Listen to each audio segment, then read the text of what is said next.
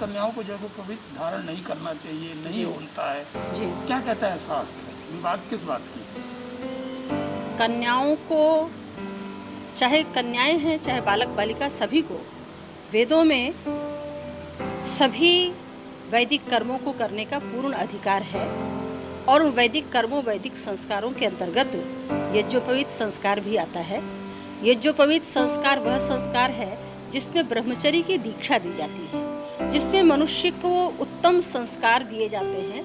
और उस ब्रह्मचर्य की दीक्षा में यम नियमों का पालन, जिसके अंतर्गत सत्य, अहिंसा, अस्तेय, ब्रह्मचर्य, परिग्रह इत्यादि है, तो वो चाहे बालक हो या बालिका हो, उनको सबको ये अधिकार है। और वेद पढ़ने का अधिकार तो उपनयन संस्कार के बाद वेदारंभ संस्कार होता है, तभी ये अधिकार प्राप्त है। वेद के अनेक मंत्रों में कन्याओं को ब्रह्मचर्य पूर्वक जीवन व्यतीत करने की आज्ञा दी गई है। और वो ब्रह्मचर्य का अर्थ ही है कि वेदाध्ययन करना। तो वेदाध्ययन बिना ब्रह्मचर्य की दीक्षा यज्ञोपवीत संस्कार के नहीं होता है। इसलिए सभी को सामान्य रूप से यज्ञोपवीत का अधिकार है। वेद सत्य सनातन है और मनुष्य मात्र के लिए है कि जिनको पढ़ना यथेमाम वाचम कल्याणीम आवदानी जनेभ्यः कहा गया है कि जन जन के लिए।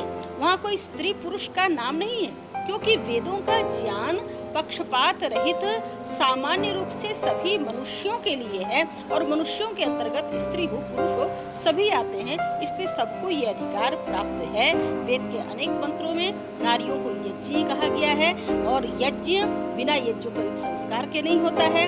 नारियों में अनेक मंत्रों में स्त्री को ब्रह्मा कहा गया है और ब्रह्मा वो नारी है जो चारों वेदों की विदुषी है और चारों वेदों की विदुषी होकर के वो यज्ञों का प्रमुख रूप से संचालन करती है। स्त्री ही ब्रह्मा बहुविध कहा गया है। अनेक मंत्रों में यज्ञ कहा है और उससे प्रार्थना की गई है कि ऐ नारी, तू हमको देव बनाने के लिए मुझे सुकृत कर्म का, वैदिक कर्मों का उपदेश कर।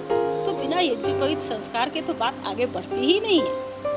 जो लोग इस बात का विरोध करते हैं, ये कहा जाए कि अज्ञानता की बात करते हैं, उनको क्या कहेंगी आप? उनको क्या कहूँ, वो शास्त्र पढ़ते नहीं, वेद पढ़ते नहीं है। और वेदों को सत्य सनातन है और वेद स्वतः प्रमाण है।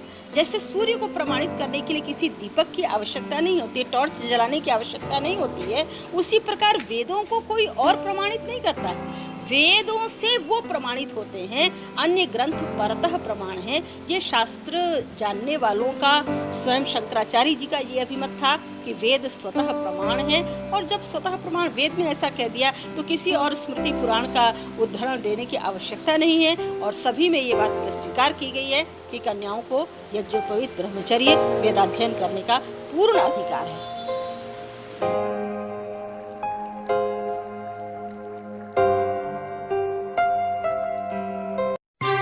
खबरों में बने रहने के लिए हमारे चैनल को सब्सक्राइब करें और नोटिफिकेशन पाने के लिए इस घंटे को